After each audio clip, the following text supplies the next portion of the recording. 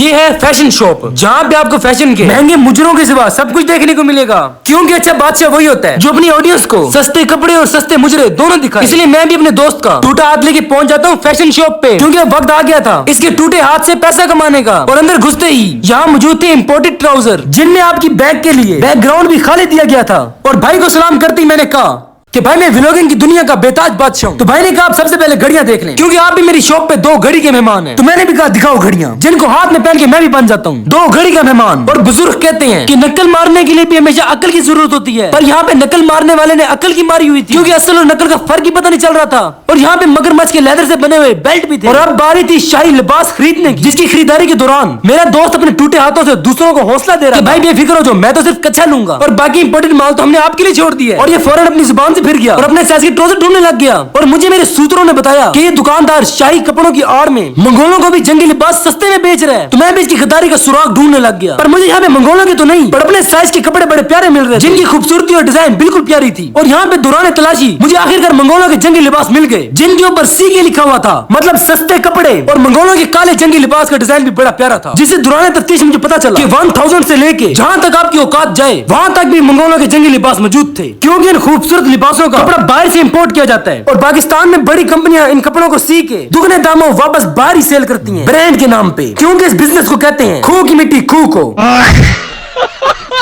اور اس خوبصورت ٹی شرٹوں کے ساتھ میرے پسندیدہ کچے بھی موجود تھے، جنہوں نے کسی بھی جنگ میں میرا ساتھ نہیں چھوڑا۔ مجھے ملی وہ شرٹ جس کا ڈیزائن بڑی بڑی فلموں میں استعمال ہو چکا ہے، تو میں بھی اس کو ٹرائی کرنے کے لیے ٹرائی روم میں گھس جاتا ہوں، اور میری بار آتی ہے عوام شور مچا دیتی ہے کہ دکان میں پوٹری کہاں سے گھس آیا، کیونکہ سیانے کہتے ہیں کہ شلوار اور قمیض اور تلیا بن گیا لاہور۔ جس کے بعد بھائی نے کہا تو یہ پینٹ پہن لے، جس کی کوالٹی اتنی اچھی ہے کہ میں بذات خود استعمال کرتا ہوں، اور اس ناجائز استعمال کو دیکھ کے مجھ سے بھی رہا نہیں گیا۔ میں نے بھی کہا یہ پینٹ مجھے فری میں دے دے، ورنہ اس دکھی آتما کو خود بیلٹوں سے مار مار کے پرچہ تیری پہ کروا دوں گا۔